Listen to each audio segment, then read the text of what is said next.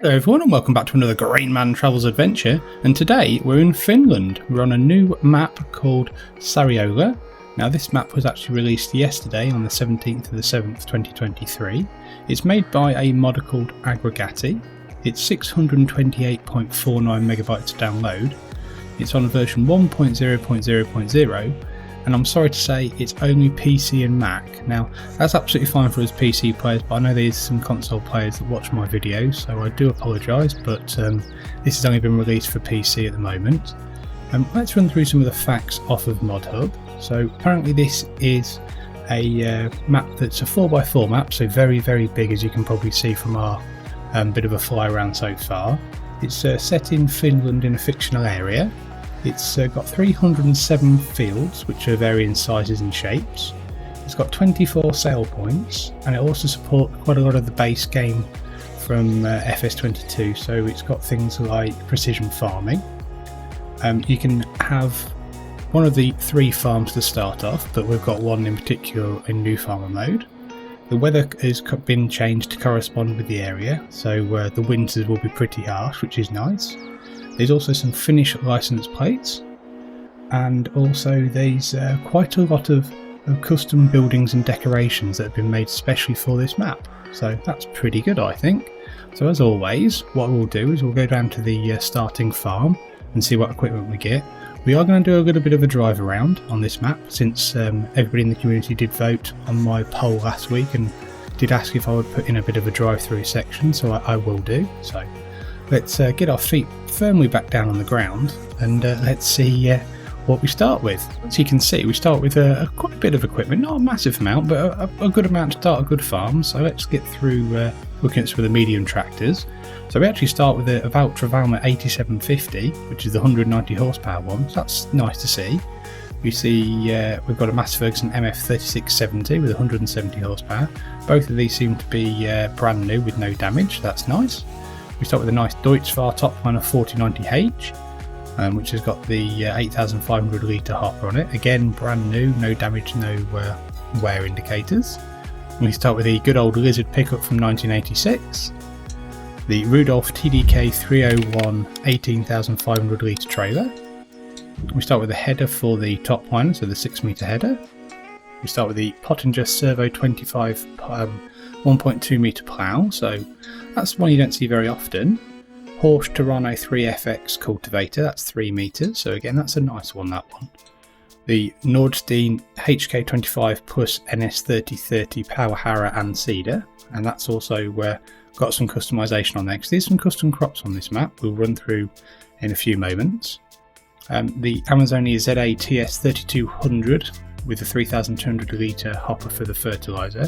Now just remember, this only does fertilising, so just remember that when you need to lime your fields. We've also got the Quickie Q6M front loader. We've only got a universal bucket for that front loader as well, so we've got no pallet forks or bale spikes, and that's something to remember. And then we've got the Topline 4090 header, the header trailer. So literally not a massive amount of equipment, but we do start in this really nice area. So, and a couple of things that I actually was quite surprised about is, so first off, I think the animation on these doors is amazing. So if we go in here, so first off, that's pretty cool in my opinion. These doors have got a door and a main door, but to actually operate the main door you have to go to the button. If not, you can only open the actual little door. So I'll just show you quickly here. Something I took about 10 minutes to find when I was touring the map beforehand. And then you can go through the person door, as they call it, and then it shuts automatically. And also these doors on the rest of the sheds are also quite interesting. So if we can get to the point, they've got like a rail system with an animation, so they actually swing back in a very unusual way. It's again pretty cool in my opinion. Must have took the person who's done that in the map quite a long time to get that right, so or get it as right as they can, but it looks really good and it's something a little bit different. So I mean, this is our main farm area, so it's a very nice building. So I believe these have all been custom made for this map by the modder, so that's really impressive. Our sleep trigger is just inside here. You can't go into the rest of the house, and the doors all seem to close automatically after you've been in, so just something to remember. So you start off with these sheds and this nice gravelled area, which is very nice. And then you start off with this silo here as well, so that's pretty good. I don't think this opens. Oh, it does, sorry. So there's your tipping. Get any further? No. But at least you've got a nice silo with your silo bins there, and it's quite nicely disguised as well in something that fits in with the rest of the area. Obviously, it is probably supposed to be an agroforestry map, but on a very large scale. But I think it actually works quite well. It's very pretty. The trees are very nice, and I believe there is some custom species as well of trees on this map, so that's pretty nice to see. So someone who's into being a farmer and also being a bit of a lumberjack, this would probably be absolutely spot on. So what we'll do quickly is we'll just show you what we get in new farmer mode. So we get, this is our field here, farm here, farmland there, and then we get this field 58 and 56. So pretty good, not massive amount, but as you can see, just quickly, it's very big map, lots and lots of fields of different sizes and shapes. So again, pretty good, and quite interesting arrangement as well, because there's a lot of areas of forestry, so that's really cool. So I did mention that the calendar has been altered ever so slightly, so everything all cuts off in October rather than going into November and December, because obviously then they're saying, I believe it's because the model wants to simulate the harsh winters in Finland, which makes sense, and also got quite a short period of planting as well. But there is rye and broad bean as a additional crop, so that's cool. So if we have a quick look at the selling, so lots of places to sell things, prices look very healthy. I've not found anything that isn't sellable on the map either, so that's a bonus. And if we go down to broad bean, as you can see, it's tops at 1773, rye tops at 1359, so both pretty good. You also get a additional interesting production of potato plant and a firewood processor, so I'll show those in a second. So you've got a few other things to sell as well, so that's really nice to see. You don't start off with any animals. Contracts are, as you can probably understand, being a map of its size with the amount of fields, there's a lot of them, and they seem to be pretty good rewards as well. Don't know if they've been altered or not, but they seem pretty healthy. You don't start off with any production chains either, but you can add some on, I'm sure. So if we have a quick look in here, go into the construction menu. In the productions, as I was saying, these actually some new ones. So there's this potato grading plant, which means you put in normal potatoes and it comes out washed potatoes. So for people who've been playing FS19, I think it is, and earlier, this is something you could do with the mod then, so that's pretty cool. And then you've got your firewood processor, so this takes your trees and then processes your firewood as normal, so that's quite cool to look at actually. I think that's quite a nice little addition. If we just spin this around and zoom out. So again, this looks like it's been custom made for this map, or at least custom textured, because obviously it matches with all the other rest of the red buildings, so that's really nice to see. The only other thing that they've added, from what I can see looking through here, is in the horses. There's a new horse pasture, which takes 6 horses, and it's only 40,000, so it's not too bad actually. So that's pretty good. So I think what we'll do then is we shall probably take the car out for a quick spin, and we're probably going to go out of the farm and just down here into this main area, and then probably come down here. Now this map is very big, so I don't want to spend an awful lot of time in the pickup, because it's just going to make a bit of a boring video. So but I shall do my best to point out some nice things that are spotted when you're driving around, and everyone can enjoy my really bad driving, as I like to tell the people I play multiplayer with. So I think if we go left out of here, so as you can see in this area it's pretty flat. This road round here, which is roads in between the fields etc., is actually supposed to be like a bit more of a rough gravel. So here though, if we go right, we should then be able to go back into the village. So yeah, the fields are really good size, and there's a lot of nice little add-ons and details, things like the pylons with the transformers, and there's actually like a major road network as well. So this major road and the rail actually has bridges built into the map. There's valleys and bits and bobs as well, so that's pretty nice, I must admit. So if we go around here quickly, as you can see, this area is quite built up and not commercialised, but it's got some flats, and it's got some places to sell your goods and bits and bobs. The one thing I will say is all the signs do seem to be able to be knocked down and sent flying, which is quite fun.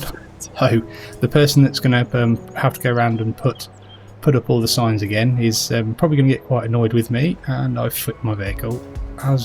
There we go, fantastic. This is one of the reasons why I don't do driving around map tours, because I'm not brilliant at driving. But around here though, you've got plenty of areas to sell your goods and bits and bobs. There's a church there with a cemetery, so a bit of an interesting feature, but obviously it's true to life. And there's a sports field there as well. That's nice to see. I've not seen that before. I think in Neverland map there might have been a baseball pitch, but I can't remember. There's a car park there. You can see there's quite a lot of other industry as well.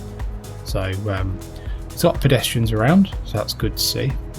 Nice detail to add onto the map. So if we just check on the map a second, if we go out here, yeah, so that takes you into all the fields, and then there takes you round. But I don't think we're going to do much more driving, because if we do, I'm pretty much it's going to be all out into the countryside, and there's not going to be much to talk about or much to spot, because once you're out of this area it's pretty flat. The fields are very large and it's not really a massive amount of features. So I think what we'll do, we'll pull over in a second. One thing I will just point out very quickly is the modder has put in some areas, so there's some nice places where there's some hills and undulations, and there's lots of bridges over like roads and off of the main slipways for the main road and over the train. There's a train line, but there's no train, so no place to actually sell or take your wares. So that's a bit of a shame, but just something that might be added in at a later date. Right, I'm going to pull over before I completely crash this. So what we'll do now then, I think, is we'll just run through the productions on the map. So as you can see, this is where our main farm is. So Verso Wood, I believe, is where you can take your wood for either being made into something or for your firewood, I believe, if I remember rightly from the sell point. So let's just run over here a second to this. So a quick look. Yeah, sell wood trigger. So that's pretty much where you can sell most of your wood. So here where we're driven round, we've got a Snagari, which I believe is just like it's literally just a shop, which is a cafe. So you can sell a few bits and bobs there, so that's nice. Some of the translations haven't been completed, so I'll try not to pronounce those because I'm not going to be very good at pronouncing those. That's the petrol station ST1. Got a restaurant there. We've got the bistro there, a cafe. Got the supermarket, electric charging station. Tavitali, what's that one? I would say that's just like another supermarket again. Over here is a sale point. I think that might be another supermarket. A storage point. Behind that, hopefully, if I can just get it. Not quite. No. Okay. Bakery. Got your vehicle shop. Rotanet. Another. Okay. Bit like a place to buy camping supplies and trailers and equipment. So that's pretty nice to see. Dairy there, so you can do some cows. We've got the biogas power plant, so I think this is like the heating plant version of a biogas plant, so probably wood chips will be taken there. Then we've got, that looks like a grain mill to me by the sign of that. I'm not going to even try and pronounce that, but I would say that's probably the grain mill, or a type of grain mill. There.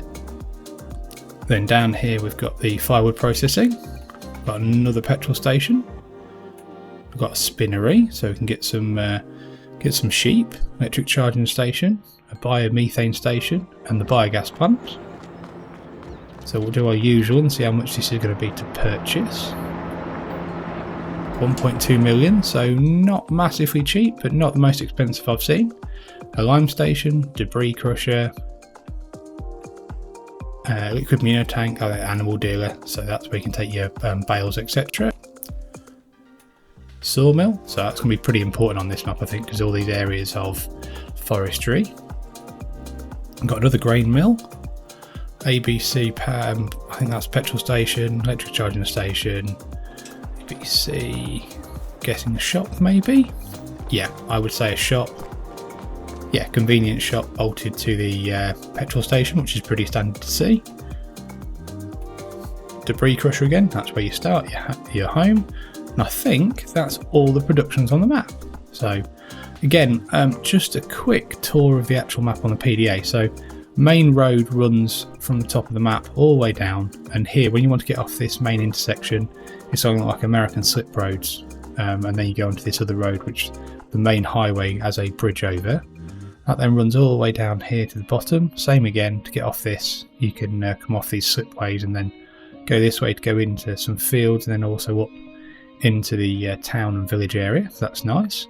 And this way goes off into the mountains more, with some more areas of forestry and a little bit of industry with some nice fields. So yeah, road layout I think is very impressive.